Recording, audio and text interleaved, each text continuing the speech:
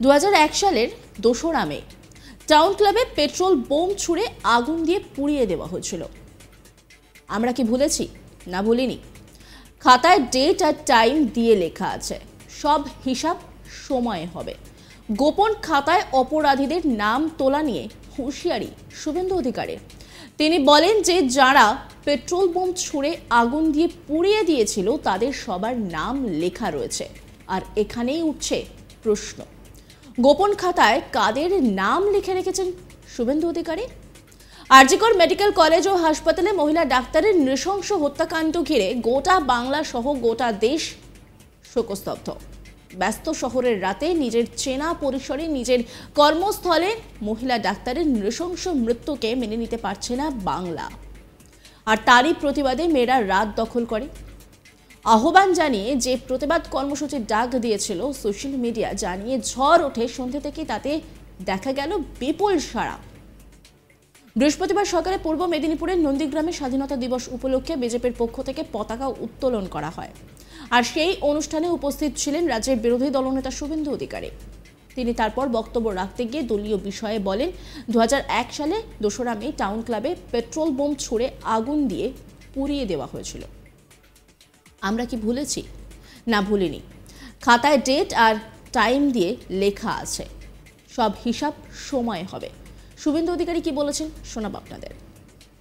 2001 সালে 2রা মে টাউন ক্লাবে petrol bomb ছুড়ে আগুন দিয়ে পুড়িয়ে দেওয়া হয়েছিল।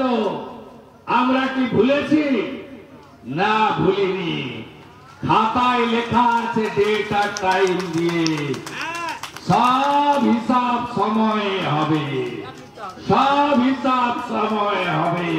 চিরদিন তাহারও সমান নাহি যায়। 2001 সালে 2রা মে টাউন ক্লাবে পেট্রোল বোম ছুড়ে আগুন দিয়ে পুড়িয়ে দেওয়া হয়েছিল। আমরা কি ভুলেছি? না, ভুলিনি। খাতায় ডেট আর টাইম দিয়ে লেখা আছে, সব হিসাব সময়ে হবে। একই সঙ্গে তিনি বলেন, আরজিকরের ঘটনা আমাদের বাঙালিদের লজ্জিত করেছে। আমরা কেউ চোখে চোখ রেখে কথা বলতে পারছি না, কারণ এটি কোনো সাধারণ ঘটনা নয়, একটি সরকারি হত্যা। আমার বোনকে খুন করেছে হাসপাতালে কর্মরত অবস্থায়। এ লজ্জা রাখার জায়গা নেই। মোদিজি বলেছেন, মহিলাদের উপর অত্যাচার হলে মিডিয়া, জনগণ সবাই প্রতিবাদে সামিল হন। শুভেন্দু অধিকারী ঠিক কি বলেছেন শোনাব আপনাদের। আরজিকরের ঘটনা আমাদেরকে বাঙালি হিসেবে লজ্জিত করেছে। আমরা কেউ চোখে চোখ রেখে কথা বলতে পারছি না, কারণ এমনি সাধারণ ঘটনা নয়, এটি একটি সরকারি হত্যা। আমার বোনকে খুন করেছে, আমার বোনের উপরে অত্যাচার হয়েছে। কোথায়? হসপিটালে কর্মরত অবস্থায়। এই লজ্জা রাখার জায়গা নেই। আজকে মোদিজি নারী নির্যাতনের জন্য সোচ্চার আওয়াজ তুলেছেন, বলেছেন মহিলাদের উপর অত্যাচার বন্ধ করতে হবে।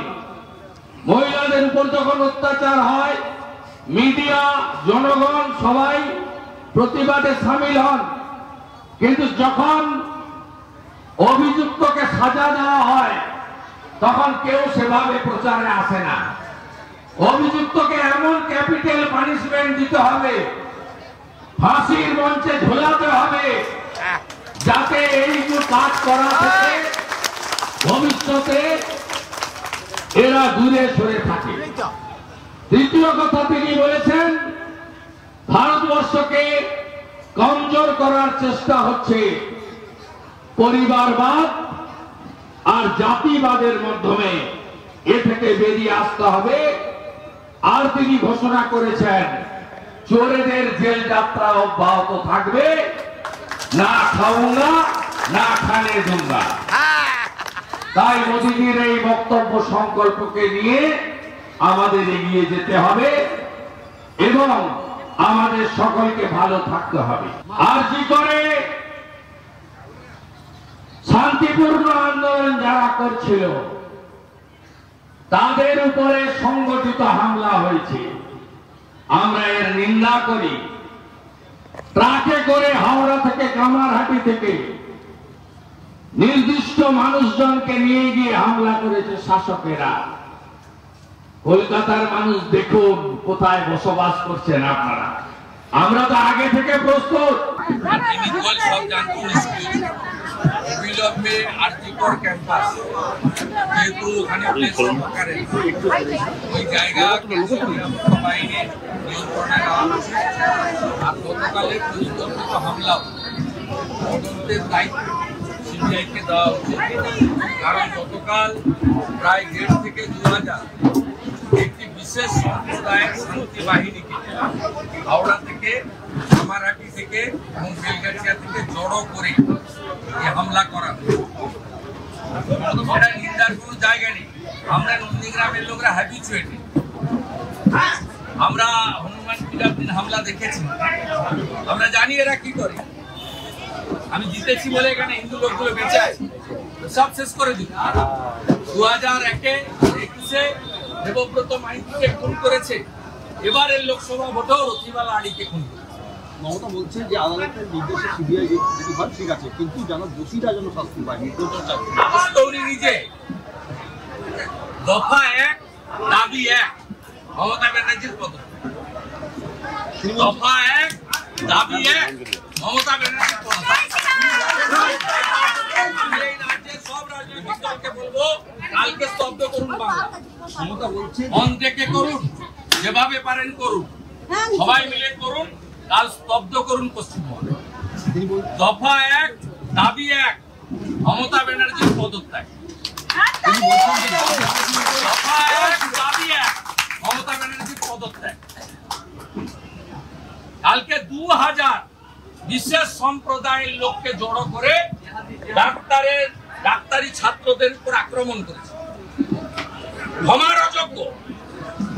এই টাউন ক্লাবে যারা ককটেল মেরেছিল, পেট্রোল বোম, যারা দেবব্রত মাইতিকে খুন করেছিল চিল্লো গ্রামে, যারা মনসা বাজারে রথিবালা আড়িকে খুন করেছিল, ওই মডেল কলকাতার লোক দেখছে।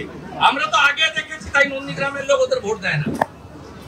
নন্দীগ্রামের লোক আগে থেকে প্রস্তুত হয়ে গেছে। কলকাতা বুঝুক এবারে। তথাকথিত সেকুলারিজমের ঝান্ডা নিয়ে ঘুরেন যারা, তাদেরকে বলুন।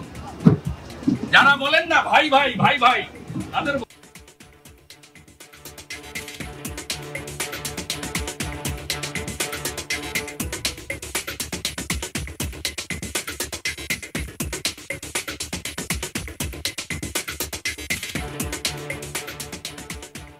নজর রাখুন আজ তাক বাংলার ইউটিউব স্ট্রিমিংয়ে।